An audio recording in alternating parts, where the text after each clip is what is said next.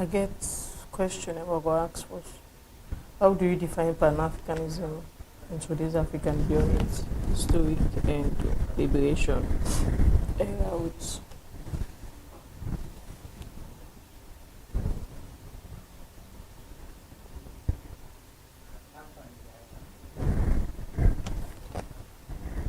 oh,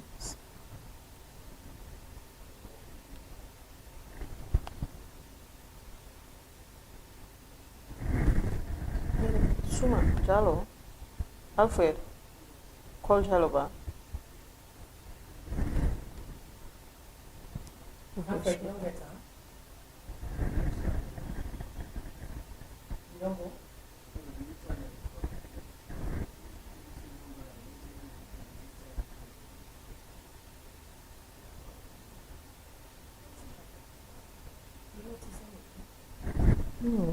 We make sound the baby, we instead of fixing the guest don't come.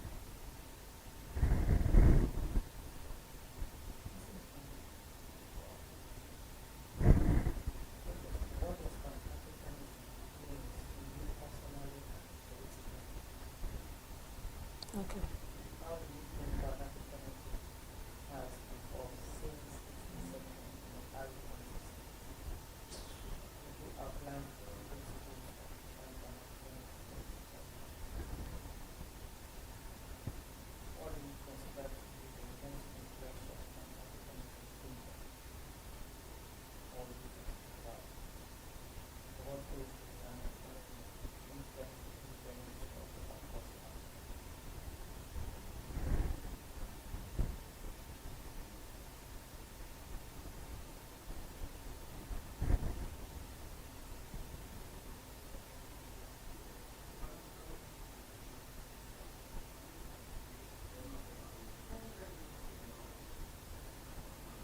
Alfred, no get it.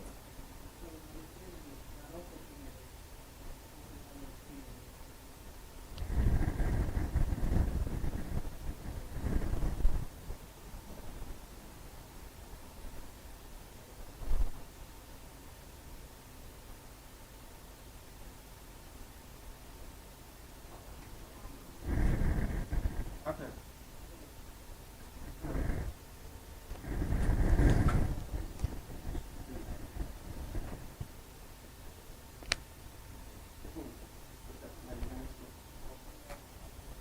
Alfred, you do on the way. How far you did now? What am I been there? Hello? What side you did? What thing happened? Why you go down? What thing happened?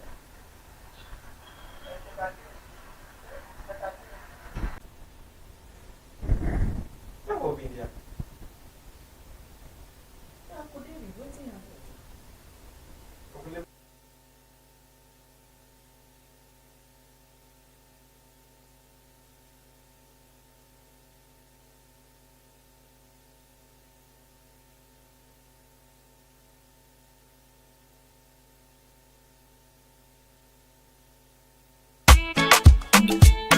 Unity Broadcasting Television don't come for unify, sensitize, and inform Salon people home and abroad.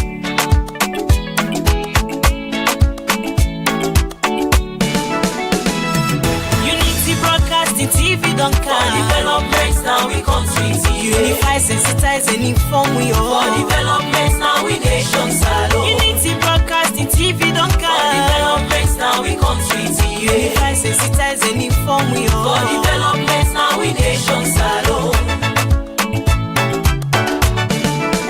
We are independent media house.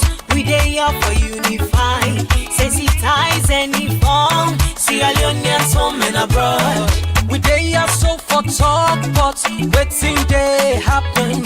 Political discussion. You for know about Salon politics. Religious messages, entertainment self no go left bien. We no go left nothing bien no. Unity Broadcasting TV don't come for developments now we country unify, sensitize, and inform we all for developments now we nation Salon. Unity Broadcasting TV TV don't come. For developments now we country TV. Unify, sensitize, and inform we all. For developments now we nations alone. This not the team them where we dey talk but Sierra Leone political history. defeating the lives of fake people. Waiting they be na social media. One-on-one interview, we go bring you all the hot topics. Unity Broadcasting TV say, and we let myself and better. Salon today na the 15th day of December 2025. Now so we'll take welcome on to the program Unity Broadcasting Morning Show. With me, Elizabeth Kefwe Kembe. You will watch wherever you did. Today edition will focus on politics and governance. As we all know, the political season is very close, and based on that, there are various different perspectives where they will talk about politics. This morning we will talk about the Pan-Africanism perspective in politics. We will get Alhaji you in Jai, we will can talk to him. He's also a founder of an organization, but we will go through that as ACSF can tell you waiting the perspective will. You watch me wherever you did, this 90 Broadcasting Morning Show. You go text me on Facebook, YouTube, number where you go text 076946948. Name 9 Elizabeth. Keep waiting there. Apologies for starting late. We broadcast live now in studio na 48 Sheikha Stephen Street. Be part of the conversation to the platform where you watch we. Now we talk on the issue, now no attack personality, now we be respectful and civil in the conversation. We pose the question, what's missing from the Pan-Africanism in the RN? What's missing? We watch at that perspective there and you can be part of the conversation. Me your name na Maribi Okeshtumbea. Indeed, we will pose the question. So this morning we get inside the studio Alhaji you in Jai. Good morning and welcome to Unity Broadcasting. Good morning and thank you for when I get in the studio and greetings from all the family. Well, I forget for good professor there. It's okay, no problem. In fact, I don't like the title, so just tell me Alhaji or anything. And I just title. It's an accolade where you work for, so you deserve it. Yeah, no, it's a great barrier, so I don't like it, you know. All right, so we did this morning to talk about politics, the Pan-Africanism perspective. We want for them to walk you through waiting that name for you personally and politically. Okay, so for me, before I start, I will tell Fambudense and everybody say, being a Pan-Africans, and are very, very unapologetic about that. They apologize to nobody because they've been a Pan-Africans. And then, and being an African socialist, and I didn't apologize to anybody about that because I fundamentally believe in Pan-African ideology and Pan-African thinking that the only way forward for we people in Africa, Sierra Leone, anywhere where you find the black person, right? Because Pan-African perspective is built on the thing that has been missing from us all these years since independence. The fundamental thing that is missing from we now building sovereignty. Although we are able to be completely sovereign, be completely independent, that we are able to take care of ourselves, we are able to solve our own problems, we are able to do everything for ourselves. We don't need much more inject of aid and support from other side, and we don't need that. And Pan-African perspective is built on, and it say how we will achieve sovereignty. They say, well, law we develop economic freedom. Not to just say we get independence politically, we be say economically, we dependent on all things.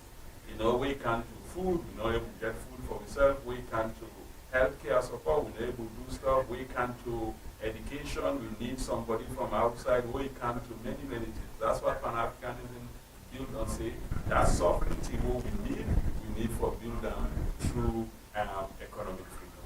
And Pan-Africanism also say and the values we believe is empowering we culture. We empowering we own culture, that we use we own culture and ideologies we culture for move ourselves forward. That we build based on we own cultural foundation. That then when we empower we culture, then we restore the dignity of we self. And that's the fundamental thing. The fundamental thing for Pan-Africanism now for restore we own dignity as black people, as Africans, as Sierra Leoneans, that we can go anywhere around the world that like we had held high. Just like now, the Chinese, then they go anywhere in the world, then they're very, very powerful, right?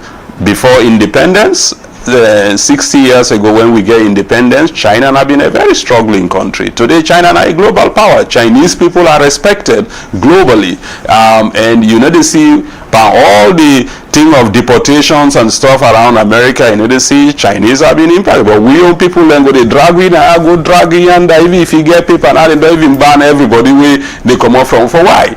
That's the dignity. Because then see we, when they see you black man and African, what in then see bigger. Then see you dip and big.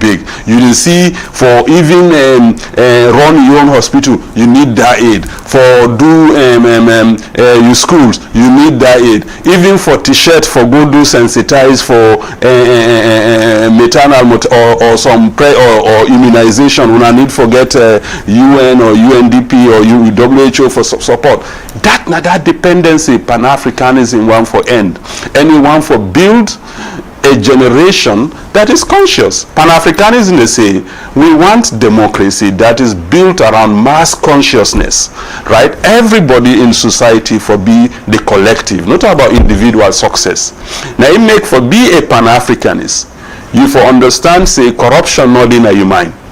Because for Pan-Africanism not built on individual achievement, not to you. It's about the collective, not for the population, not for society, not for everybody, forget collective aspirations. So everybody for be able to get water, access for clean water, everybody for able to get access to healthcare, everybody is supposed to get access to good education, everybody forget access to good social services. But the fundamental thing for Pan-Africanism, that we education for also be built around we cultural values, right? Yeah. So why Pan-Africanism they struggle with for translate them powerful ideas into outcomes them for the ordinary Africans? The challenge has been the fact that the West, the powers to be, not ever want like Pan-Africanism come up, because that means that if Pan-African ideology come up, the idea say we want we own sovereignty, we want we own economic independence, we want to take ownership of we own minerals, we want to take ownership of we own resources, we want to make sure say we stand on we own, we able be a very strong powerful bloc, we go able compete with them. Well, who side the West go get them iron ore? Who side them go get them diamond? Who side them they get them can't take them cocoa seed, then Kailaun and Kenema, pay those people pittance, and then go make the chocolate, and then we buy them at a higher amount. If we able to do that, right? We don't produce diamonds for from 1960. We found out diamonds in 1890. We don't pull them from 1960, but we just take them, send them, right? Where is the school of mining Nakono? Where I don't get the tin Nakono for make those into ring then bracelet, and so everybody in the world go fly to Kono and say if I want buy ring and propose to that woman I will get them from Kono. Who side and they don't happen? Because we're not able to ensure that the West they benefit from this unfettered access. So right now when you see we've played the Cancer alone. The plane full of people where they come off from outside, Chinese, other people, everybody, they can, Americans, everybody are coming.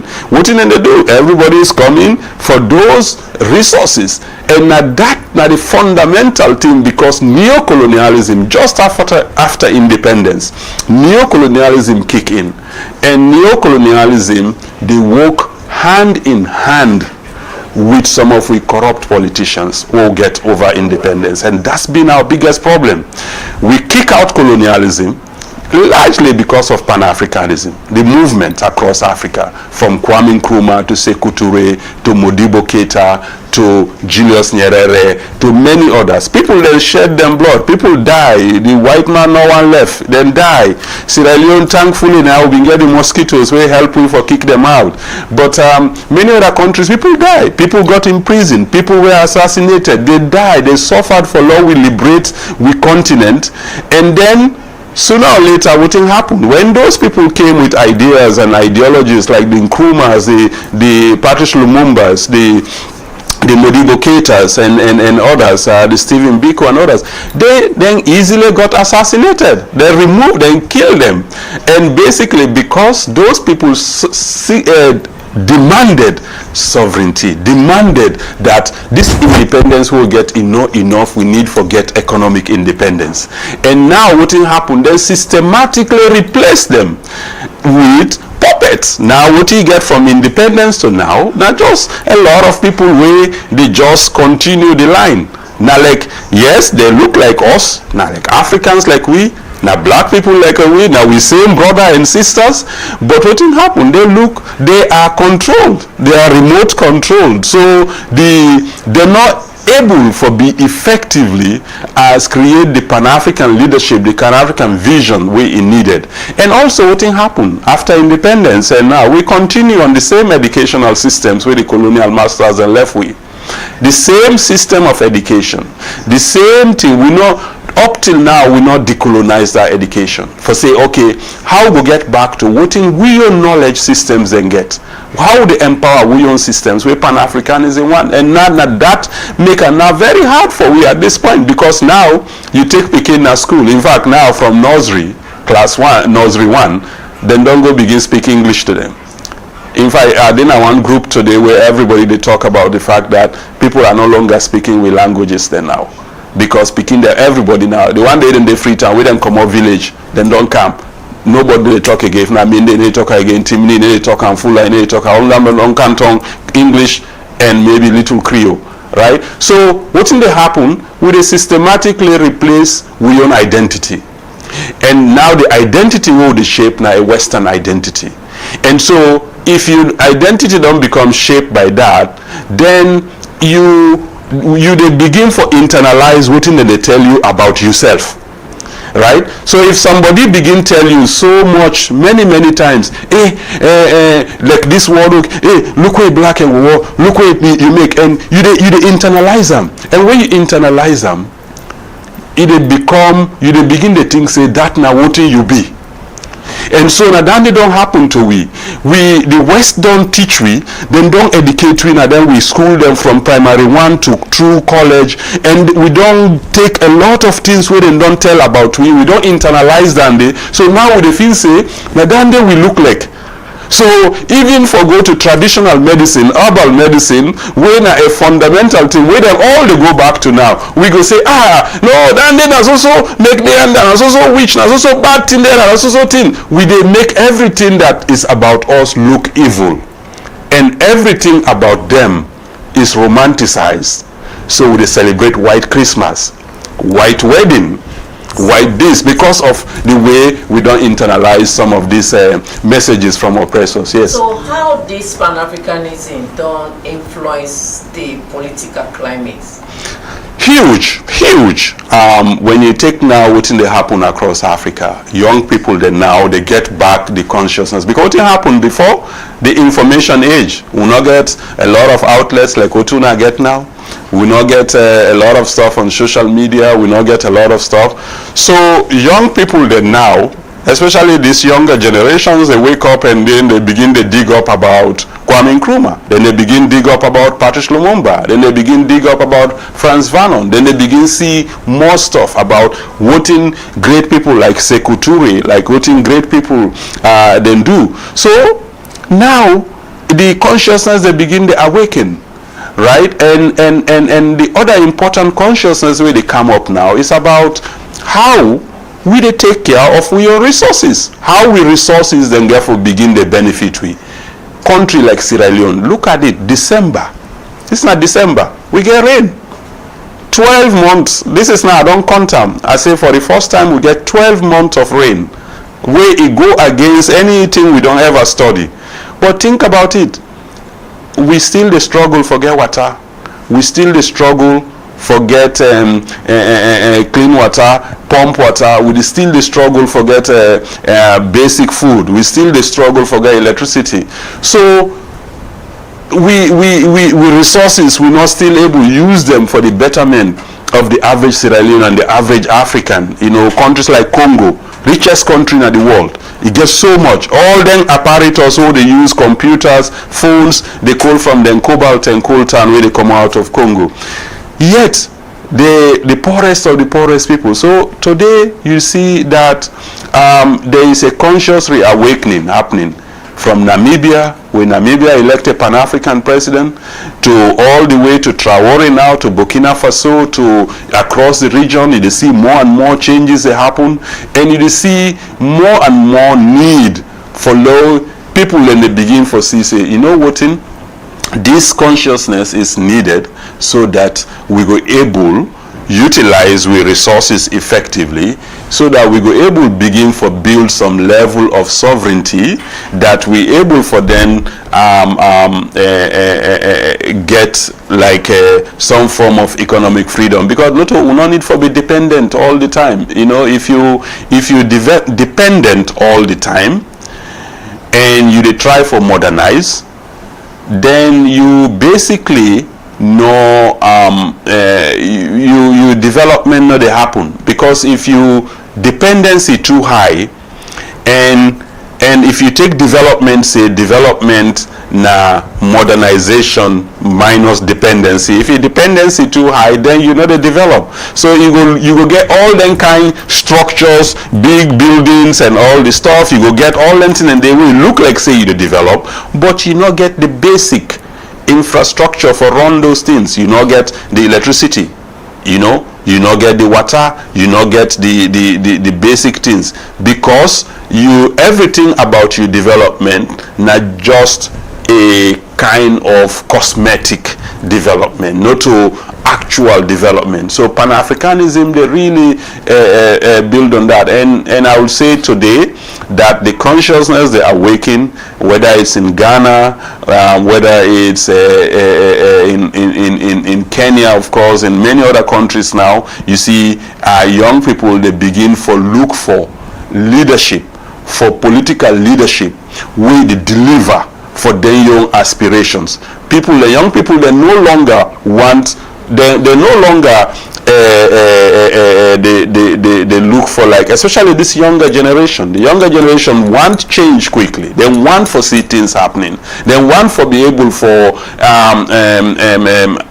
see, that certain things we then go see from other parts of the world. They want to see another own environment, and so now then they now begin to create again this stronger movement where they catalyze it. But the most important thing we need for the get for be guided. So we get for guide all of those thinking, all of them energy. Then we get for guide them, and then we guide them along the path of true Pan-Africanism, true building of a system where they work for we. The one thing we for know, the 10 way we go sit down as Africans, and we know say military know they work for we.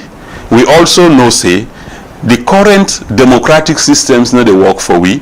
Now that 10 day we go sit down and build a system where based on true Pan-Africanism, when a system that is based on the fact that on we own realities, it based on we own sovereignty, it based on a dignified approach to we own people there. Before my colleague come in, somebody will say we're not too idealistic in the current phase of political system in the nation. You go agree to that? No. There is nothing idealism. There is nothing idealistic in economic freedom, in saying the dignity in feeding yourself. Nothing idealistic in feeding yourself. For say you want for feed yourself. There is nothing idealistic about that.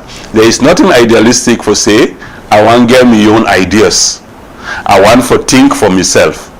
right? Because what don't happen historically, right?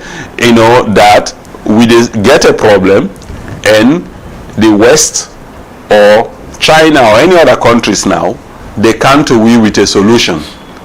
And then can then give you the solution. And then we just implement. And what does that mean? It means we need to think. We need to stop thinking. We need to give them the thinking. So then they think for we. So all these years, since 1960, now others they think for we. What is idealistic about you not, what in there is a pride, there is a dignity that you think for yourself. Even if the thing no good, even if it no work this way, you find way for correct them. Now so all other countries do. China don't create their own pathway, right? China don't follow any, follow the Western pathway. Don't create your own pathway for it don't become a power. That's not idealism in that. India don't create your own pathway. Now a power of itself. We are saying that we need to have a framework by which we go socially and politically organize ourselves and create that pathway. Having that framework, have you as a Pan-Africanist involved this with the parliaments, the lawmakers? Well, we more so want to build mass consciousness, right, at the grassroots level, and it has to start from that grassroots level, right? Much of our institutions, parliament, government, much of we current institutions across the continent, I call them neo-colonial clones, Wow. I mean, because that's basically, most people they work, they are in cahoots with neo-colonial powers for create the status quo where we are on right now. That's been the case from 1960 to currently. We have not been able to sufficiently decolonize. We're not sufficiently able to make use of our own resources. We're not sufficiently able for empower with societies. So if we need to get that change that is needed, that change has to start from the grassroots. That change has to start, and that's the tenet of Pan-Africanism. What do we do? Basically, we build that consciousness, right? We build it and create the opportunities for society for them build, so that next moment we are able to elect Pan-Africanists who have the values, the vision, the ideology into parliament. You cannot, yes, you can often go from the top and stuff, but what will get my country like Sierra Leone? We get APC, we get SLPP. They have no ideology of themselves. What they have, the only ideology where SLPP or APC get, now the ideology for saying that we turn for it. And that's been the historical ideology. So then make we date today 60 years or odd years after independence. What is the end result? The end result is still we look bigger. We are still struggling. Right? We cannot even feed ourselves. Energy we cannot. We've spent the last 6 to 7 years, running after an MCC program. While we get over 17 rivers, we go supply with electricity at some point. We, throughout the 60 years of independence, we talk about this one, how to solve the transportation problem. This don't bring this bus, this don't bring this. When we look at the holistic, the cause, we address symptoms. We target symptoms, or we look at causes. We need a practice. The democracy is almost a facade. What do we get? Because it's basically, we just basically elect, go through a process of electing, but what's at the end goal? The end goal of development is not happening. So yes, so those are all things that we have to look at, and that's why Pan-Africanism, for we, now a lifelong goal. It's a process that requires systematic change, and that requires a lot of conscious. Change is coming, or why awaiting the change? How Una as Pan-Africanists don't try to engage the super world powers like the China, the USA, and other nations, so that because most of them here when we talk about, they are the one that points it to us. They bring their aids and we grab it. They bring their proposal and we sign it. So being a Pan-Africanist, how are you going to engage these super world powers? So Pan-Africanism throughout history has been the target of the West, a target of neo-colonial powers. So we move from colonialism, let's go back again, step back again. We move from slavery, over 400 years, slavery, where people let them take their hair, we depopulate the population, right? We move back from slavery, we go to colonialism. And colonialism it lasted for almost 200 years. Think about it. From the 1800s till 1961 in countries like Sierra Leone, others longer. So think about it. For 1 year when COVID came, they say all man wear mask. How you been feel? Just 1 year for wear mask. And now think about colonialism from 1800 to over 1961, then come to you today, then say, you're going to talk me, now you speak English. Learn English in school. Wear suit and tie. Wear this. You not so you for behave now. You court systems forbid this. You stuff forbid this. For 200, close to 200 years. What did that God do to you? Psychologically, mentally, your mindset, everything. 1 year for COVID, mask, what did it do to we? 200 years of colonialism. And then after that, then the structure. So every bit and pieces of we environment, we body structure, we body thing became what the colonial masters had subjected to us. And then that followed with neo-colonialism. So you get Pan-Africanists, we resist, we come up. Pan-Africanists, like that's why Lumumba was assassinated. One of the most important assassinations that happened globally. Go back and look at what Lumumba. It involved the US, it involved many other countries. Okay. That's why people like Frantz Fanon. So the Pan-Africanism has become the parallel ideology where they confront capitalism of the West. Then they confront the Chinas of today. Then they confront the other part for saying, you know what, we need to forget we own framework, and that it becomes a threat. It becomes a challenge to every other power around the world. Because if Pan-Africanism awakens, that means the giant continent of Africa is going to awaken, and African people, the dignity of African people is going to be there, and Africa holds the resources. The world rests on Africa's resources. When you say nuclear weapons, the uranium is coming from Africa, Niger or DR Congo. When you say the diamonds are here, the iron ore to run the steel industries of the world are coming from Africa. You talk of gold, you talk of many things, right? It banks on us, right? And so if Africa now awakens, and we able build real research and development, and Africa now becomes strong to be able to sit at that global power and able to basically say, you know what, we are no longer going to be discussing as a servant from colonial servant and master relationship. We are going to talk as partners now. That is where we need. We are going to go to the United Nations and speak as one voice. Speak as one voice. Not a small Sierra Leone going to talk. We are now talking as one voice, in unison. We can now talk of like an Africa that has a single army, like what Kwame Nkrumah was talking about. Now you see what happened recently in Benin, where ECOWAS say, well, allow send the troops. Well, imagine now if Africa had developed this ability to have one army, would that go begin for those small things now in place? Now America, the reason why America is strong today is nothing else because it is 50 states, the United States of America. So it means if a day California, then water business can make, or Wyoming, then water business, but when you Michigan, you get water, you go pay federal taxes, and then you go support the other part.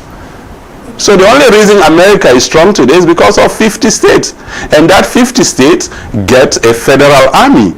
And that federal army, when at the strong American army, if you small state, Washington or make you go see Trump today, go send federal troops here, you send people here, National Guards here, this is that, because what? Then go and overwhelm that part. What if we had that? Small countries like Sierra Leone, Liberia, the Gambia, how you go sit down with China for negotiate something? How you go sit down with America for do something? What is the disconnect? Because we see one time Gaddafi in tried for make United Africa. So what's the disconnect? What happened? Because it's one is the disconnect is still the colonial power play. The colonial power play. You can look what we say we want to create the ECO currency for West Africa. Well, the French then come in. They don't want that because the one France control the CFA. You go like Ivory Coast, you go Senegal, you go Mali, Togo, they still there on the CFA. And France now control the reserve for the CFA. So what, if you now say they create Wiyong ECO, just like Gaddafi was trying to get that currency, that's not a good thing. Because this the affect that neo-colonial power play that they get, right? And then you see the fact that greed in Wiyong African leaders, they look at the fact, say, if we did now say move towards a unified approach, how that may go affect million small power we get in a million country. So how the AU they support the AU as it is formed. Now then the disconnect. The AU was formed and the way the AU has emerged as being one of the most dysfunctional part of the whole Pan-Africanism, right? If we go back to 1963, right? In 1963, Kwame Nkrumah, Osagyefo Nana of Ghana, we lead Ghana to independence in 1958, right? Kwame Nkrumah in 1963, when you go back to YouTube and watch the speech. It was one of the most powerful speech where any African president don't ever do. In 1963, where all these African leaders don't begin their independence, so we don't get almost like 30 countries. We don't join them, including Sierra Leone and others, Liberia and others. Kwame Nkrumah, the meeting in Addis Ababa, we led to the formation of the Organization of African Unity. He asked the fundamental question. He said, how the question of unity. He said, the biggest problem in Africa, therefore, be the question of unity.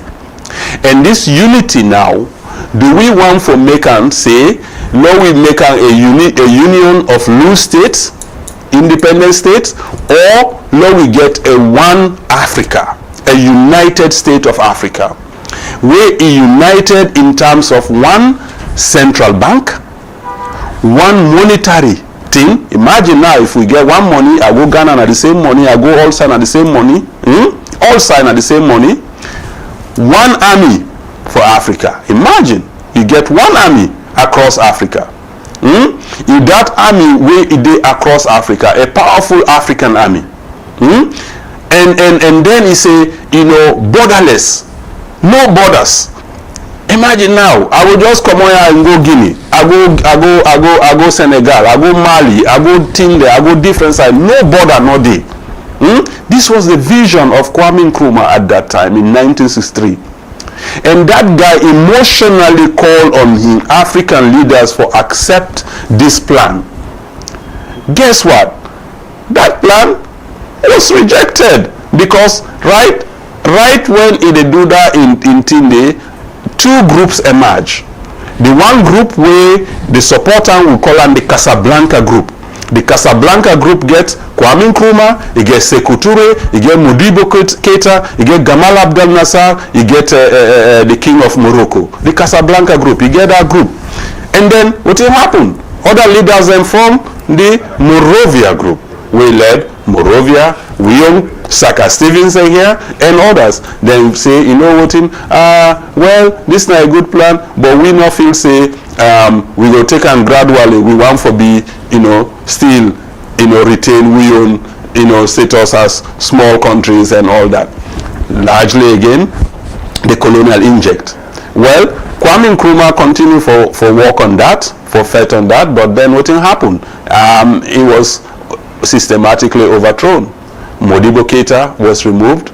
Amilcar Cabral now even be prime minister na president na Guinea-Bissau, one of the greatest mines where Africa don't produce, from Guinea-Bissau and Cape Verde. Amilcar Cabral then assassinated in Guinea, and so this has been the challenge. And so the greed, and now if you take out what they happen now, the West continues in these states that what we get, Sierra Leone, Guinea, Liberia, Nigeria and others. What do? The West, they play this, and other countries they play these funny things with we. Whether in can Sierra Leone, if Sierra Leone no agree, then jump go Liberia. And then if Liberia no agree, then go na Guinea. They say, okay, we're Guinea, we work with Guinea, we do na so, then isolate you. So how are you going to achieve anything? If Guinea sneeze, Sierra Leone they get cold. If Sierra Leone make, now Liberia they get make. Now the same people. We are the same people. The same people between Guinea, Sierra Leone, Liberia, Sierra Leone. Look at now what it don't happen. We they create to we all kind of fet, Yenga, this that, the same people, the same Kisi people. Naya, na them do na Guinea, na them do Sierra Leone, na them do Liberia, the same people. The same families, the same brothers and sisters. But now, what in divide we? Now, because of this inject of a colonial language, French or English, we need to see eye to eye. But when Ebola can, what did Ebola tell me? Ebola say we all are the same. It begin go from Guinea, it ravage you in Sierra Leone, it ravage you in Liberia, because are the same people. Even now, we need to trade among ourselves, but with it, there is a lot of trade that happen between we. Where go you see the trade where they happen between Guineans and Sierra Leoneans. You go down the borders na Kwendu, you see Liberians and Sierra Leoneans, you see Guinea and all that. So you see a lot of trade. But you know what? We the Sidon say that na smuggle. Then they smuggle from Sierra Leone to Guinea, then they smuggle from Liberia to Guinea, they smuggle. But how is that smuggle? These are the same people. Why aren't you formalizing that? Because we are still built on that colonial mindset of these imaginary borders. These imaginary borders. So how can these ideas be reconciled with this modern day politics? It can be, it just needs leadership. It just needs a Pan-African conscious leadership. And that's what we try for push, if not now, this current generation or the generations coming will get to it, because now something, now a mission that has been started and a mission that needs to be continued. Yeah.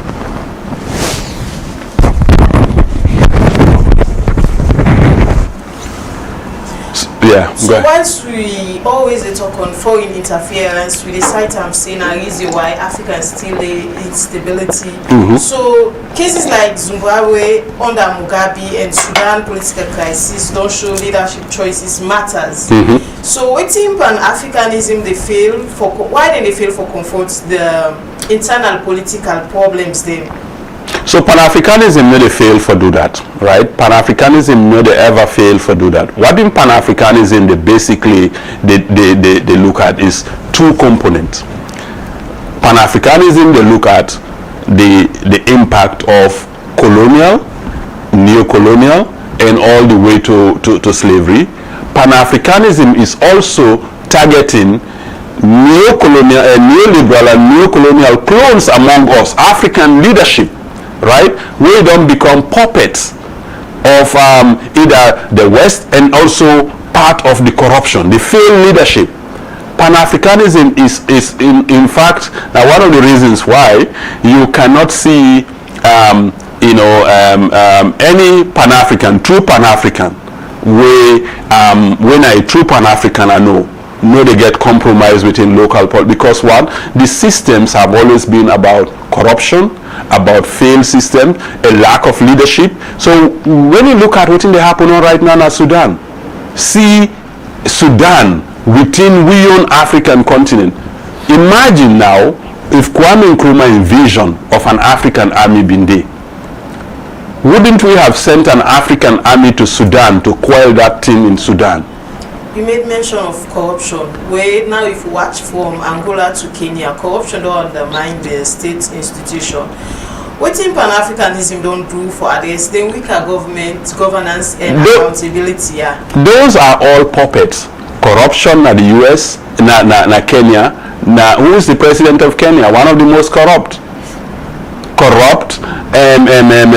neoliberal puppet of the West. They implanted in those societies. The thing is, there is a connect here, right? The West, elections are never the elections that are purely, done by us, the average African. Currently, even elections, when you look at Sierra Leone and many other parts of the world, African countries, now inject from foreign things. They come in for kind of like support, electoral even come down to even ballot paper sometimes. Then they get some support from other entities. Well, the thing is, the people who are supported oftentimes to come to power, the people who they want for come to power, is not somebody who is a Pan-Africanist. This is the period thing. This is why we try to build a lot of consciousness across the continent. So when we cite Kenya, who that Ngede, Ruto, corrupt neoliberal puppet, a sellout. Angola, corrupt. Right? Across the continent. Now go back and look at what the current president in Namibia, Netumbo, a woman, Pan-Africanist, will rise through the struggle. See his speeches, see her. See how it approach leadership. See the difference. But if you say we are getting our fundings from the West and people support you to power, it's because there is no real Pan-Africanist that is in power. Let us now assume you being a professor, you end up being supported by somebody and you get this power. If I support you, you go along with my agenda. How do you think you can tailor yourself around the supporter and your personality? So that's the thing. So he who supports you, if the West is supporting your democratic system, is providing everything, well, again, you are, again, as I said earlier, you are willingly or unwillingly will be controlled. If they think for you, you have donor money, donor funds, donor things coming for you, you will be willingly or unwillingly controlled. Think about it. For 7 years, what has been the major debate on us? MCC Compact. MCC Compact. We won't work on this, work on, because that's the date. They don't know. And what that took us, what? We not be one talk to ourselves. Oh, you forgot to do tripartite. The tripartite based on that? Compact. Your scorecard, all-time scorecard. How can you continue on that? So you being now a Pan-Africanist, if you end up having an opportunity, how do you think you can tailor or make your way through? Well, the status quo that is existing in your own nation. The status quo that is existing is based on, again, on the fact that, as I say, we don't believe, say we are not capable. We don't believe, say, everything therefore come up from other side for solve the problem. We don't believe in this. We don't become, just like what in Frantz Fanon say, when I don't tell you, say, many times, say, you know able to think, you know able to do for yourself, you need me for help you. If I don't tell you this many times, I say, you need me for help you, you they begin to think that way. So, for me, basically, it's all about economic freedom. It's all about us supporting ourselves. It's all about mass action locally. We get the resources. We get the human resources. We get the natural resources. All it requires is the leadership and the direction to mobilize us towards those directions. We get everything. Pan-Africanism not to say, okay, when you move towards sovereignty, or you move towards economic freedom, you they basically cut off from the rest of the world, other things. But what we they try to say is that we use local resources. We use within them for begin for empower ourselves. There is a dignity in taking care of yourself, dignity in farming. Zimbabwe, where would they mention now? Zimbabwe, what they talk about now? You go to Zimbabwe, 90% of what in Zimbabweans and they eat, now what in they grow for themselves. Zimbabwe today, then go cut off the rest of the world. Then go cut off the rest of the world. Then go say all things Zimbabweans can survive. They will feed themselves. Right? So how on earth you get a place where you get 9 to now almost 12 months of rain, yet we struggle for food, yet food no day, hunger day. We get a hunger problem. We get a huge hunger problem, which is linked to with maternal mortality, linked to with child mortality, one of the highest in Africa. Why? Why is it that we're not able to harness with things? When you get true leadership, you don't need much.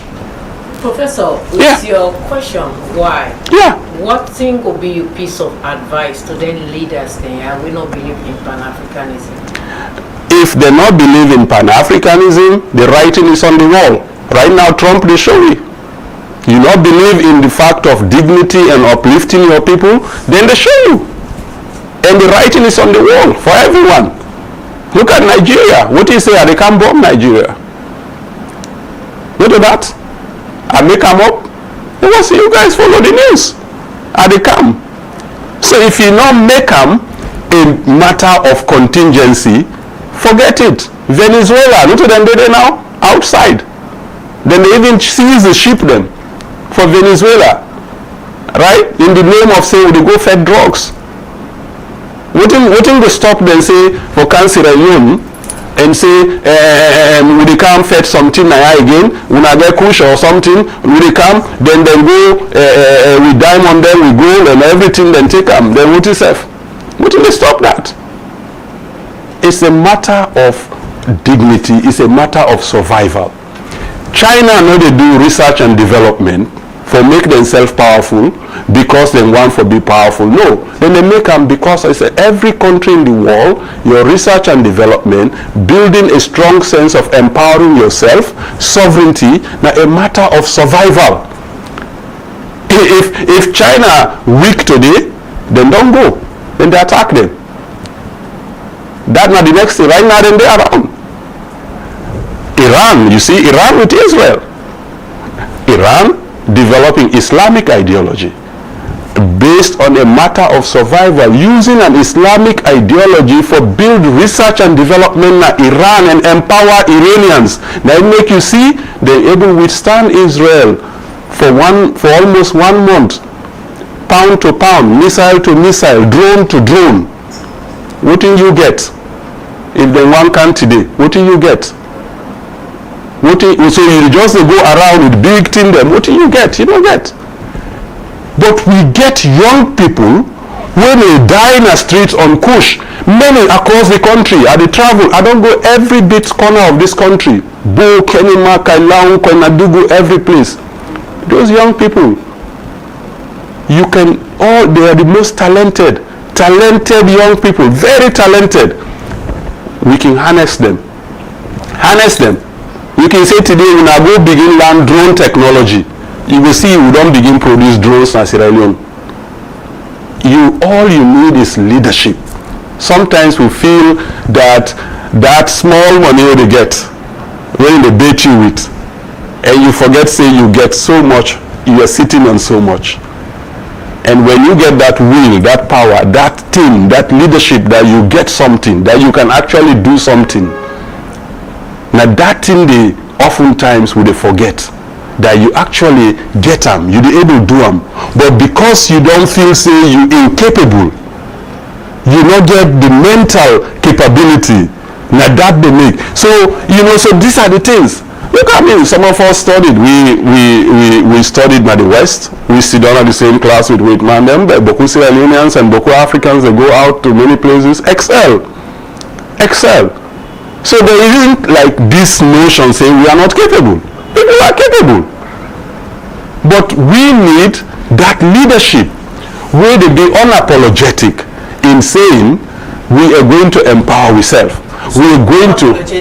Is it that now that's when the Guinea and Mali leadership they go retire now? Guinea, Mali, Burkina Faso, Niger, they move with that. Being unapologetic. Right? Being unapologetic means that I'm going to do what is in the interest of my people at all times. I not hate you. I not get anything against you. But I will make sure, say, the resources when we get will work towards the development of we own people. So why all of this idea not go in line with democracy itself? Because the democracy, as I said earlier in this discourse, now a facade. The democracy is we get all them countries all are the name. Now the part of the big problem when many people they confuse. Then they confuse Pan-Africanism with all these puppet leaders who get across Africa. Mediocrity. Yes, leaders them way no democratic. They are not referred to as puppets, but the democratic leaders are you continuously they make mention of them being puppets. Because that's the distraction. That's the distraction the West creates. The West focuses on the fact that we get this pluralism. See, democracy never ever operate in a high background of poverty. You say we are the now we get it all. Africa now we get the resources, now we get it this, now we get it that. Mm-hmm. So as a Pan-Africanist, so waiting really as Africans we supposed for do in order for do we assignment well where the big one they know they can influence with decision because they can say who pay the viper, waiting the train and all of that. Yeah. When somebody supports you, of course, una will get forget agreements where might not be known to the public. So waiting really the movement for the Pan-African business. So yes, so I will get to that, and I just wanted to build on again on the last question we asked, right? Why democracy they seem to be targeted? Well, you know, America, the American democracy, what we talk about now as a gold standard, where America they push all over the world. American democracy up to 1960 was an exclusive white man's club and a white man club, a rich white man. Up to 1960, right? Up to 1960, woman they vote in America. Up to 1960, black man they vote in America, any other person. All elections in America, democracy, up to 1960 was a white man's club, a rich white man. And the democracy of America only became very strong. We'll talk today all the time, all until they read in a book, strong institutions and all this stuff about America is because for 400 years, America got free slave labor. We own grandfather and grand ancestors who then take from we, go build the White House, provide 400 years of free labor. If I get 400 years of free labor, what do you need to create? You create wealth. When you create wealth, you be able to strengthen your institutions. And that wealth now allow America, that free wealth, that free labor allow America for develop and Europe for develop those institutions. We make answer today, we see them democracy like, oh yeah, the democracy they work in America. But what will happen? When you get democracy, now two things there with democracy, when are a challenge. High background of poverty, you know the work. When you get a high background of poverty, you know the work. How you go work where the policeman they earn less than $100 or $50, 1,000 euros or so? How you go work? How you go work where the judiciary get for be influenced? How you go work where the institutions will be influenced? How you go work where more and more people poor in the country? Where they say where person can no money for just scatter money no more than don't jump. Will they support you? Hey, but will they run after you? Will they dance? Because high background of poverty. The second part is pluralism, where you get so much diversity, representation, too many differences of people. religion, backgrounds, and everything, it's very difficult for democracy. Because you the final say the different opinions, views, and other stuff you make, but we own society more difficult. Why? Because we societies are not states. They are built on communal systems, and those communal systems is linked to communal bonds. If I come out Kabbalah, I'm more connected to the people in Kabbalah. So if whatever the case, I not go blame that person. If he come out Kabbalah, I become president, the Kabbalah people get forbid me, right? So the same thing if I come on at the southeast, the same thing, that communal bonds get for day. We know we culture in Africa, and we therefore consider then tear away the land at school, then make we need for decolonize this democracy, blah blah blah. We therefore understand and within we context. So the communal systems we get is not plural. Why they Kabbalah? I walk from Kabbalah 3 miles to Senekedugu. You know what? Kabbalah, I go meet 4 ethnic groups. 4 ethnic groups. I go, I meet the Fula them first, I meet the Madingo them, I meet the Kuranko them, I meet the Limba them. Within a 3-mile radius. See the complexity. Right? All those 4 cultures, then they get different cultures. Different way of viewing the world. And so when you get democracy, how you go bring all those together? Create a cohesion. Now America, they face that problem now. Well, now you see, America, up to 1960, black man made a vote, no other immigrant, no other type of culture made a vote, woman made a vote. After 1960, voting happened. Black man they vote, woman they vote, different people they vote. Me say they go America, I will be citizen, I go able to vote. Voting now don't create. Now all of a sudden, the white man, now the exclusive politics for white man. Voting happen. All of a sudden they wake up one morning, who don't be president? Obama, black man, don't be president. Oh my God! Then the next moment, oh my God, now woman will become elect. Kamala Harris, now black woman. Nothing say that now because of civilization. Not a civilization. Not because of thing. What they see now, what in Trump they do, make America great again. Now see do for take back America to where that was. All right, the program now. It's not. So we therefore think about when we even define these words like civilization. Civilization now a context, and that's not the thing we would also use periodically. And then use against we own people them that we not civilized, we cultures are not civilized, that we are backward. Hey, this is not the culture we produce the pharaohs, the pyramids, the black civilization. Now the civilization this way lead the world. Now the civilization this way teach the Romans, it teach the Greek, Pythagoras, the mathematics and stuff coming from Egypt. Where you go Egypt? I've been to Egypt just this week. Before coming here, you see the wonders of the world.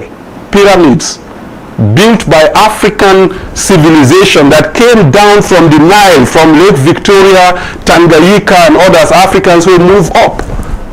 The pyramids, the greatest wonders, how those stone, how those people built those things. We talk about civilization. This is not the concept. Civilization, nine day when we get, when we talk about this now we biggest challenge in schools. Because we empowerment don't become about cognitive empowerment built around Western education system where they create negative stereotypes of ourselves. So when we look at, say, even gender, we look at the lens of the Western feminist thinking of gender, and we forget, say, we get powerful women. Queen Masariko lead the money invasion. Queen Simba, when they lead na woman army, would they make film of that na Sierra Leone? Woman army, Queen Masariko, Queen Simba, powerful army, take over. The Gola forest, I go there, I did a whole study on the Gola. Powerful woman army, well empowered women. However, Madam Yokos, how about Freetown here? All right, Professor, we had to take a break. Yes. The program now, Unity Broadcasting Morning Show, we get Professor Njai, when a Pan-Africanist, when I see how they try for tell we have politics already inside Africa. We take a quick commercial break and we'll be right back. Stay tuned. Hello everybody, my name is Shaina, I'm a staff from One Mobile, and today I'm here to shed light on the outdoor campaign that you've been seeing on social media. So the campaign covers both our existing One Broadband clients and our new One Mobile clients. Now for existing One Broadband clients who already have the fiber at home, you can get our 5G MiFi for 50% off and add to your existing One Broadband bill at no monthly cost. Now for new clients, you can get a free fiber installation and zero cost of MiFi by just paying $1699. So you get fiber at home and 5G on the go. The monthly subscription fee will be $1499 plus 200 leones monthly rental and service fee. So for more info, you can call us on 3333. Welcome back. Professor, this Pan-Africanism we wanna take on, wanna get inside salon, any base? Oh yes, in fact, one of the things where people know they understand. So we get a Pan-Afu organization in Sierra Leone, one of the longest. But one of the things we for all be proud of, Sierra Leone is the birthplace of Pan-Africanism. In fact, Sierra Leone, we Sierra Leoneans, for in fact go around, now we for even take the leadership. Because you know, when you think of Pan-Africanism, like slave trade, Sierra Leone was a big point. People then take people them from Sierra Leone, and then USA again they return them.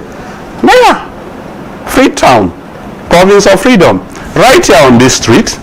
This is Maroon Town. This is Stephen Street. Look at the Maroon Church just there around there, right? This is where now the birthplace, because it's based on those guys. Some of those guys we came, and then and others within the America, then lead to this concept, this whole movement around Pan-Africanism, right? So right here in Sierra Leone, you get the likes of Africanus Houghton. Africanus Houghton from Gloucester, one of the greatest African intellectual. In 1896 in Buku, right? 1896 he prescribed for all of British West Africa how we for be and how for look like, how for make, voting there for be, how for plan itself, how everything were before we even get independent. 1896 he write the political economy of British West Africa. This guy now been military, now been a medical doctor, now be medical anthropologist, now be whatever it is, right? And right here now they will get Edward Blyden, right? One of the greatest, considered one of the fathers of Pan-Africanism. Right here now we get I.T.A. Wallace Johnson, where the street name area where he started today. I.T.A. Wallace Johnson, now he organized. He start by creating the youth movement across West Africa. Now, one of the people we mentor Kwame Nkrumah, he go Ghana, then arrest him. This man, they go all side Africa, then they arrest him. He go Ghana, then arrest him, then expel him. He go Nigeria, then arrest him, then expel him. He can't see the name, then arrest him before we independence. These are the people who should have led our country. These are the people who did not get the opportunity to lead. And so what do we get? We get the continuation of that. But we get a Pan-Afu movement. We get an active Pan-Afu. We get a lot of Sierra Leoneans. So we get 1808. Within that mean a project where you did. So this Namibian grassroots project started in Kabbalah a long time ago in 2010. And this is about, again, empowering young people in Kabbalah with education, with the tools we then need for able for make a change in the young community. They try for indoctrinate them? Not an ideology, but again about building a sense of who they are, and a sense of empowering themselves, and a sense of actually solving their own problems. Solving your own problem, solving your own things, now a dignity way important for any human being. Any human being will not able to do that for himself, you know, able to think for yourself. If your mental infrastructure is controlled by somebody else, somebody nanga forgive you idea before you do your thing, you will be willingly or unwillingly controlled. if you know to feed yourself, somebody na for feed you, you get for be willingly or unwillingly control. So what we don't do with Project 1808 from 2010, I get picking them. I come back to Sierra Leone responding, maybe started coming back in 2008, and then I see that we get a challenge. The educational system is we produce a lot of cognitive learning. People then they go get GCE, get WAS, get degrees, but not a lot of cognitive memory. What we lack is building character-based learning. And character-based learning, then they lead somebody to be proactive, then they lead somebody for be determined, then they lead somebody for be disciplined. Then they create that thing, the way they drive you for change in society. So Project 1808 was about, one, providing free scholarships for picking them. I begin pay for picking them way before we get free education. And it started from paying from 24, go 100, 200, 700, we go more and more. And I provided free teaching, mentoring, get teachers them where I wanted for train them pikia, not based on can memorizing thing, but put them on an after school wherein they get one-on-one interaction, then they engage them, then they understand things, and they do experiential learning. Not that way people for learn go no more, go memorize. The 7 days of the week are like how many pikin now they do. 7 days of the week, Monday, Tuesday, Wednesday, Friday, Saturday, 7 days of the week. And then I ask them which day today, no, which day, which, So those are the experiential learning, now be one. And then with Project 1808 is about academic excellence with community in mind. So all the picking that will bring in the support them for do community service, right? What they do? They build civics, they build leadership, they build about community thinking, then they do community projects. So they come up with an idea, and based on that, they provide you a scholarship back then. Then they come up with an idea of how you will solve the problem in your community. So that means they teach you a little bit of entrepreneurial thing. They think about, okay, how to solve the water problem. You get food problem, how you go solve that food problem? You get light problem, how you go solve that light problem? Imagine if the education system was based on that. Would they produce engineers? How for say that community get this fine waterfall, this fine river? Why would you be able to produce small electricity for that community day? Even if government not provide that, you can even provide your minor grid, right? All you need now forget the tubes and all the time you get the wheels.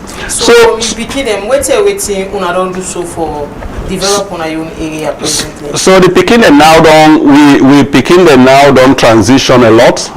Currently I will tell you say some of them already don't get into, they don't finish medical school. Some of them don't we get for the first time from Kwenadugu where go think about.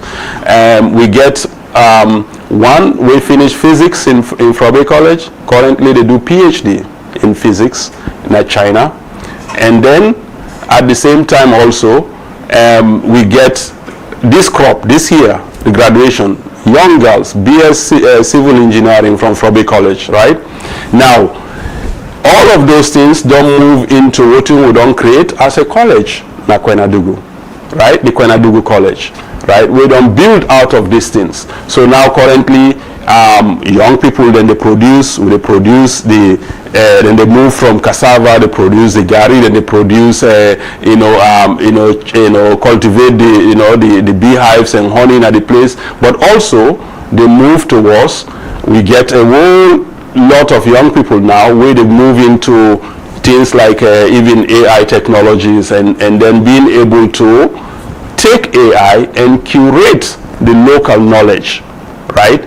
Take the AI and curate the local knowledge. So they try to harness the skills them in various areas. Some people now don't get into more entrepreneurial things. Some people they do business. Some people they do into banking. Some people, the number of people where we don't empower and they do different things, it's tremendous.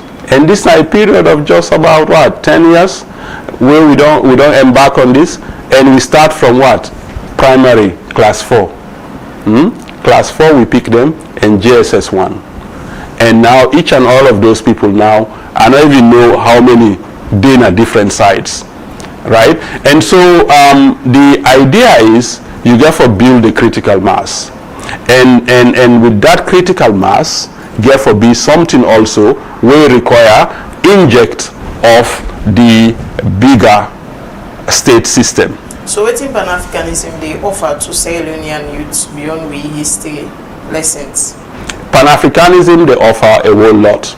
Right? You are a Pan-African. If an African, you are an African, you're already a Pan-African. Not a Pan-Africanism, they offer you anything. You are a Pan-African already. Your dignity as an African, na in a Pan-Africanism. And so, let us look at Pan-Africanism as something out there and mean at this. That's the thing that we get for think about. America, they look at capitalism as out there. Capitalism is the foundation of America. So, Pan-Africanism then now for be the framework, now a framework for we all. Not only be Pan-African, we all. Because your dignity, if you just do, any side we go, I tell you one thing. You show up now any of them other countries here today. You know, even if you go Egypt or you go Morocco, show up with your black man and then show up with your passport, then don't look you differently. Because there is a disrespect. There is a notion that all we do is about begging. It's about we are a menace. Or when we come in to those societies, we will just be a dependency. So what did they do for the youth of Sierra Leone? That's in the foundation now, the thing of allowing young people to begin for take their own destiny in their own hands. How we go able to do and way most of the times we are excluded from being part of this? Well, that's why this consciousness is needed. The consciousness, that's why Pan-Africanism is not about individual achievement, it's about that mass consciousness. When you build that mass consciousness, mass enlightenment, mass conscientiousness, that's where it starts. Because the political class no will allow you. The political class, this is the challenge we get, because we are faced with a lot of distractions. The political class no want for no we get that change. The political class, they suppress this movement. The political class will work with youth there. Few youth there, give them token. Small token. Give you come up. Give you come up. The political class, now that the political class they do. Then they create the distractions. Then they create the divide. Then they create this perception that we're not able to do anything. And then the political class, they create the narrative of Pan-Africanism is this, Pan-Africanism is bad, Pan-Africanism is the ideal, Pan-Africanism no. The political class, they work along with, in cahoot with neo-colonialism for stifle, for build consciousness, for build that thing. Because when you build that consciousness, you unleash the power, you unleash the ability. And this is what you see in some of the sub-region. And now you see a woman in Namibia, being unapologetic in controlling their own resources. And even as I speak, I see Zimbabwe also don't decide for say now all the resources in country therefore go back locally, right? So the thing that happens is that the status quo we dey on, now the distractions where they come to we. Right now, we know the distractions, then we bring football. That football day, Total Energies, all kind of people, then they support football. What do we use them paper? Premier League every week, this, that, Liverpool, this, that, and everything. Well, right there, you get distracted. You are distracted, you are in all of these things, and you forget say, hey, Sarah Rutile, who say the people then they? Sarah Rutile, all that place is highly polluted now. All those resources are being extracted. Kono, those things. So you are not focused on the issues.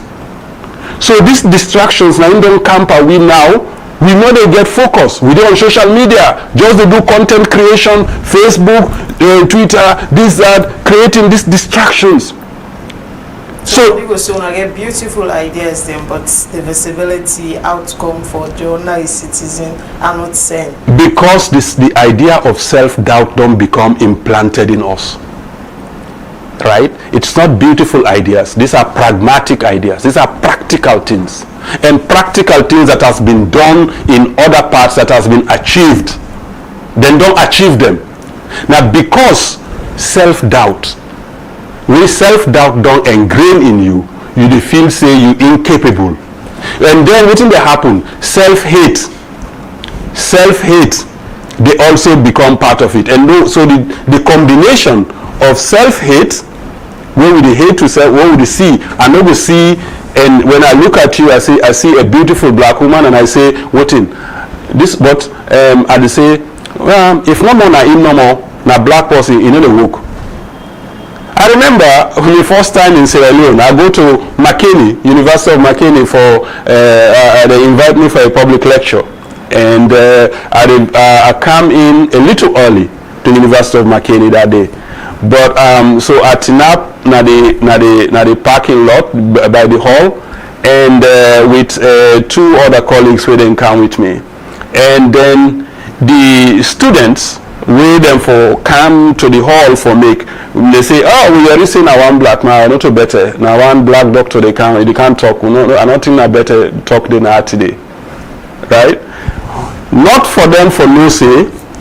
Just few minutes, 20 minutes back was a whole bus of me students them from America, white students them. They come in.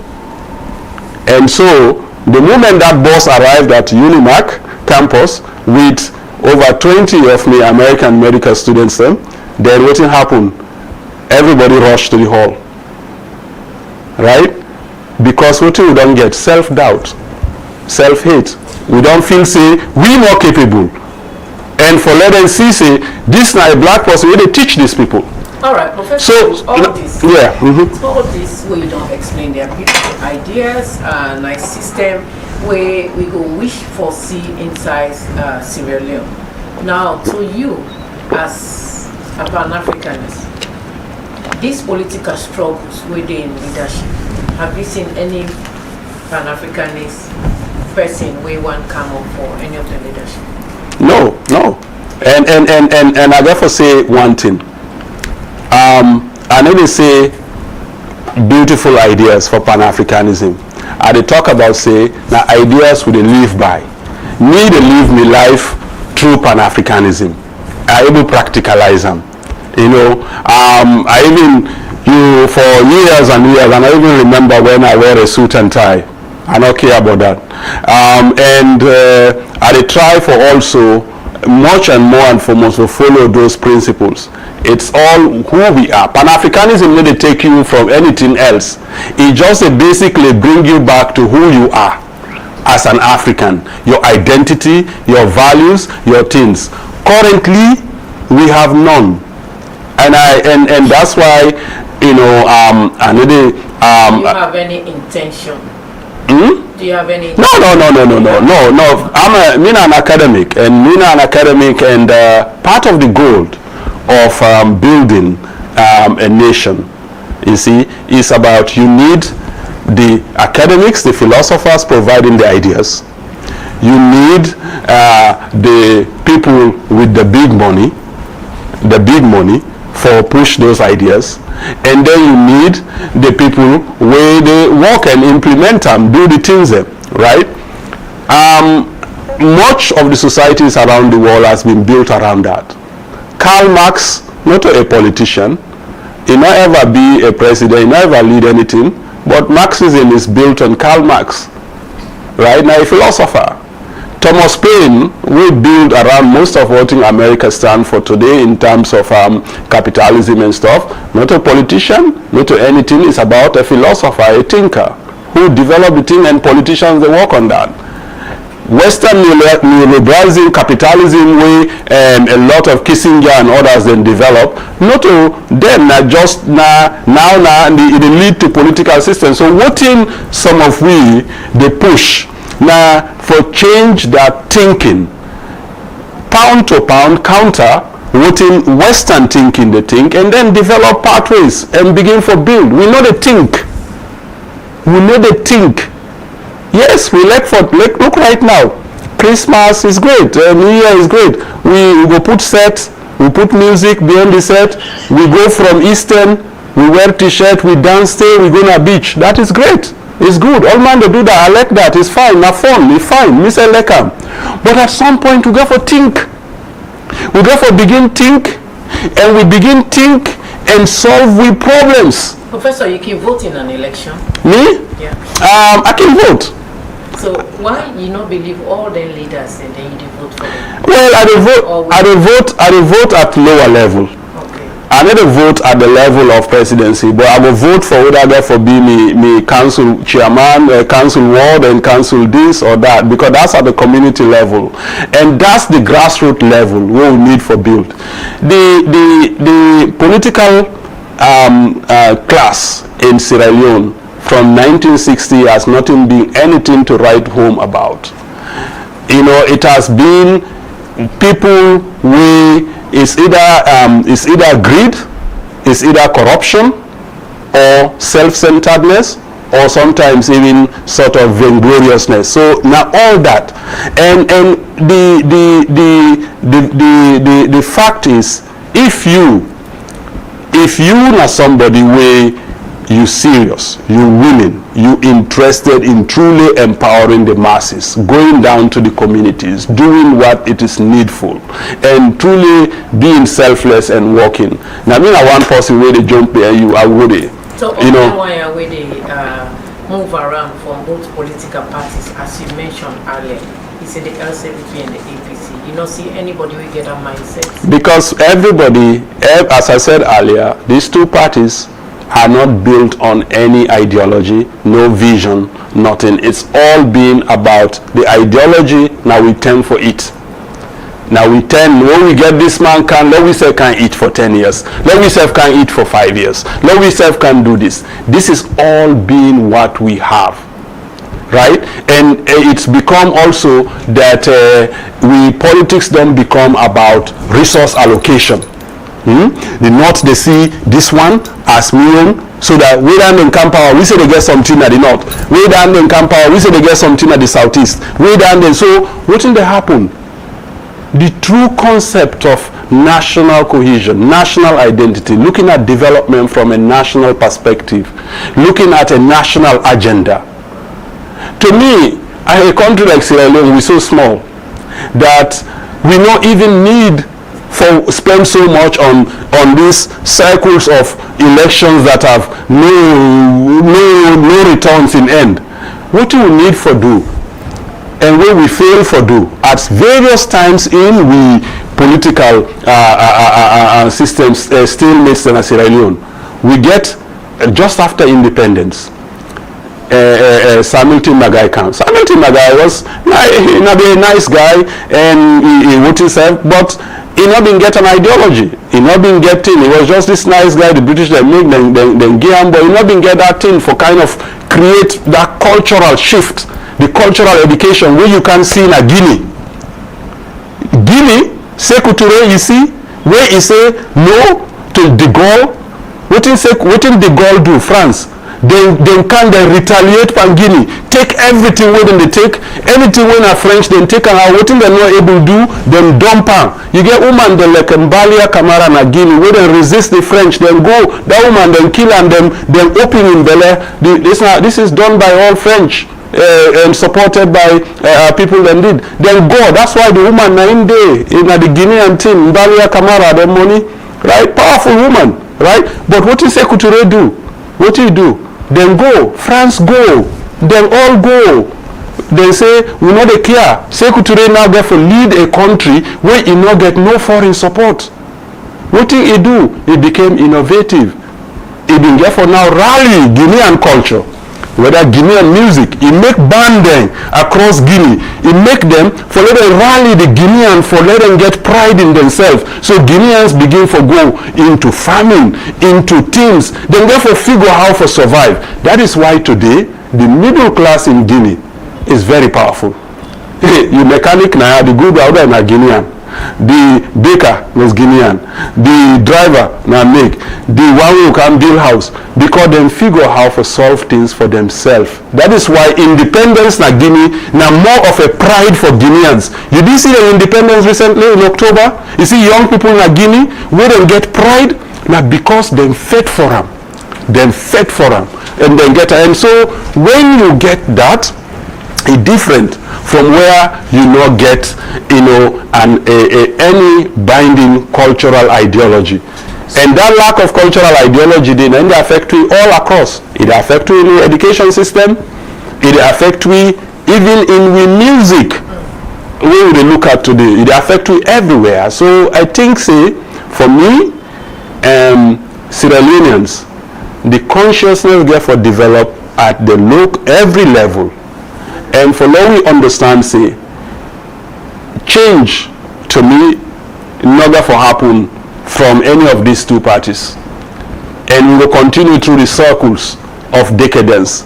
Because anybody will come up in any of these parties, whether he good-minded or he voting self, he will not be sufficiently compromised along the chain before he come up to the point they become impotent, they will do anything.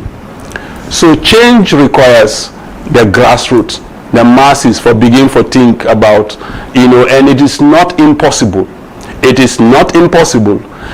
Nothing is impossible. It is impossible until it is done. Mandela said, Andy. Right? All right. The program now tell it to Unity on Unity Broadcasting Online Television. We will take few messages as time done this week. I will start with the text message. Congratulations, Professor. You are really Pan-Africanist. Your ideologies can be taught in schools.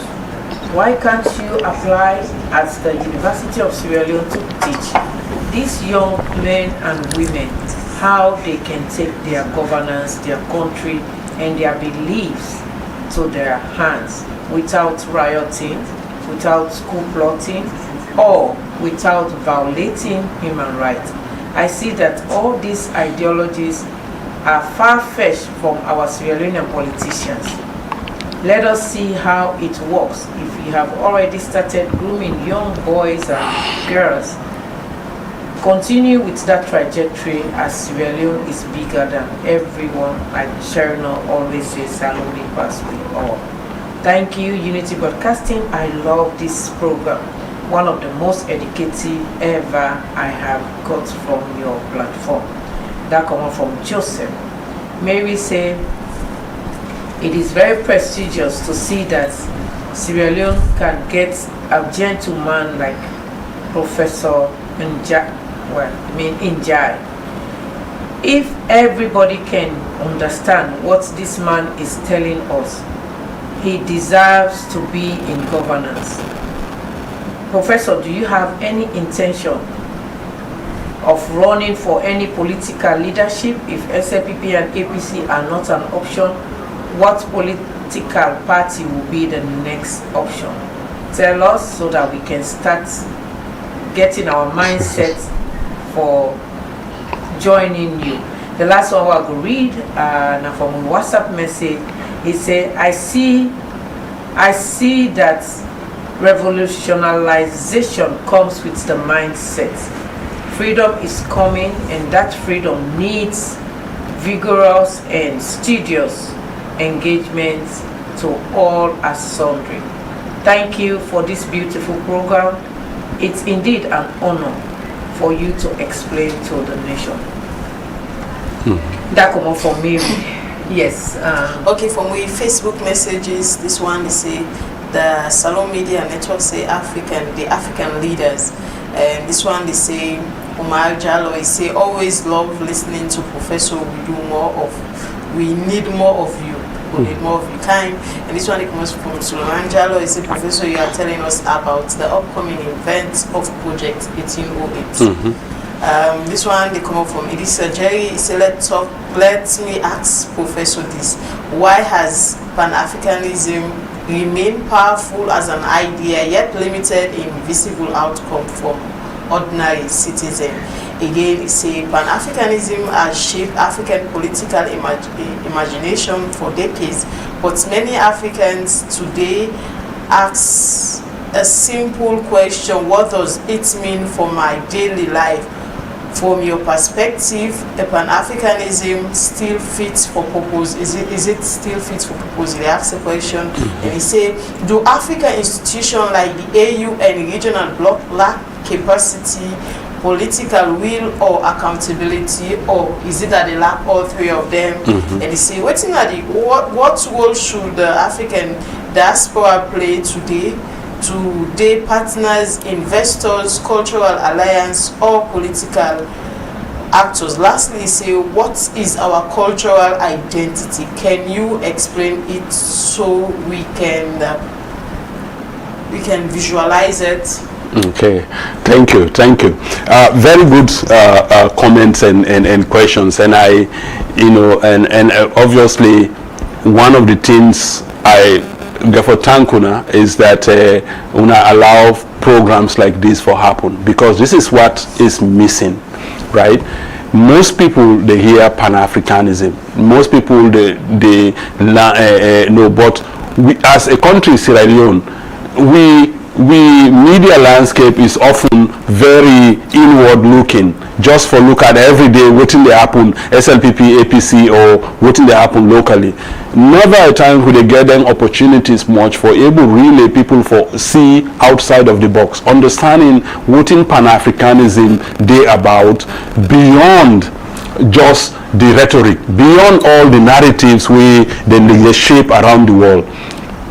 Everything way most people can read is based on the fact that the global narrative is controlled by the West, the media narrative, the CNNs of this world, the BBCs of this world, all those other people. Look at, for instance, couple weeks ago or so, there was this BBC documentary, Sierra Leone get 45,000 herbalists and this much medical doctors, and make it about this country is all about ritualistic killing and all those kind of things. Think about those narratives. But think about the fact, say, we all grow up with traditional indigenous medicines, and through the science we know, say they're effective. They're effective. The challenge we don't get since independence is that we not get leaderships across Africa for take this knowledge where we get this indigenous knowledge, bring them to universities, and then take down the indigenous knowledge pipeline there, so we're able to build pharmaceutical industries based on real products. But today you go to the West, and I tell you, if I go na you house today, I look at what they rob, I will tell you more and more of all them products where they come out, likely the resource they come out from here, the moringa oil, the argan oil, the different in the oil they source some from me. But moringa 3 they all sign here. But the West they can source some, then they use them for all them big cosmetic products. Right? But we they condemn them. So if that mommy go take moringa and boil them and give somebody for drink, we they condemn them. Because why? We have still colonized. We medical schools, we train people on medical anthropology or cultural anthropology for actually understand indigenous medicine first before you even get into Western medicine. And how we hospitals, you go na malaria or typhoid, or sometimes they give you both and call and typhoid malaria will never exist. Na no you go get. So when that mommy go over and over, that part go over and over, they get well. So what are you think? Where you get for stop and say, you know what, I get for go back to what I know. And what I know maybe get for solve the problem for me.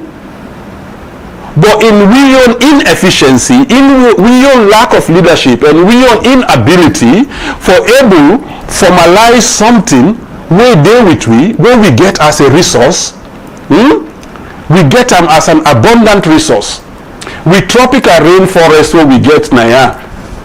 London get, we go London, Oxford or London School, and call it London School of Tropical Medicine and Hygiene. Tropical medicine. London get tropics? No. Now the tropics there. You go Gola Forest, you see millions of trees. Na a green gold. E get all kind thing there. Anything they go there. These guys wey they take me as guide na Gola Forest. They not one day mass school, but they know if I take this, I charm this, it will help with diabetes. I charm this, it will help with malaria. I do this and go do this. These guys have the knowledge, but because we don't go to them college here, we don't go do cognitive learning, we don't learn small English. They not sabi English. We say they not sabi nothing. So we now don't condition ourselves. Say if the knowledge is not coming from this straight-jacketed Western education, then there is no knowledge. That Mama Finda work in state on a Kailaun, if Mama Finda they talk English, you not get knowledge, right?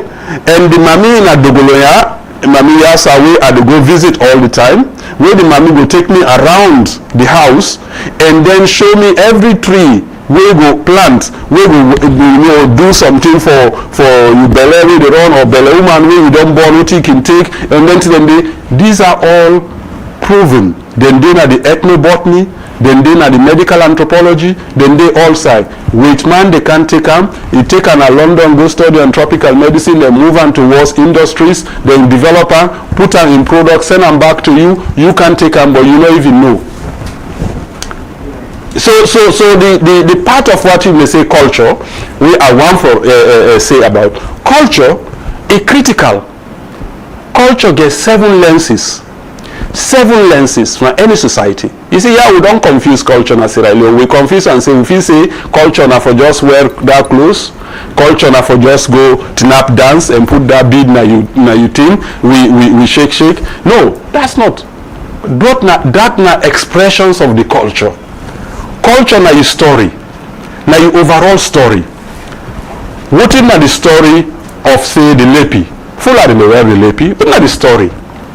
What na the story of the Ronco na Kwenadugu? Professor, we go hold you there as time don't really between the program now. Unity Broadcasting morning show on Unity Broadcasting online television.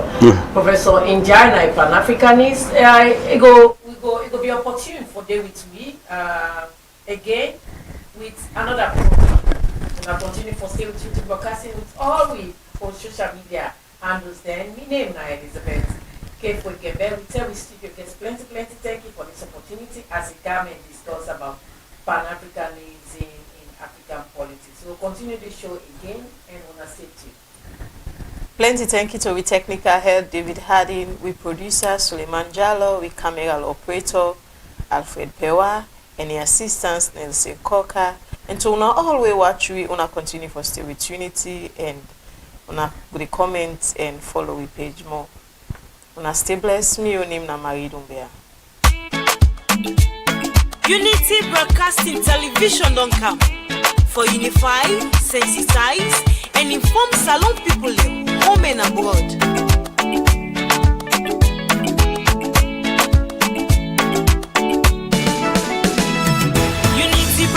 TV don't come. Developments now we country TV. Unify, sensitize, and inform we all. For developments now we nation salon. Unity Broadcasting TV don't come. Developments now we country TV. Unify, sensitize, and inform we all. For developments now we nation salon. We now independent media house.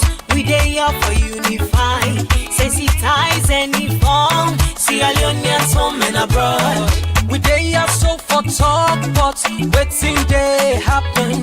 Political discussion. You for know about salon politics. Religious messages, entertainment self no go left bien. We no go left nothing bien no.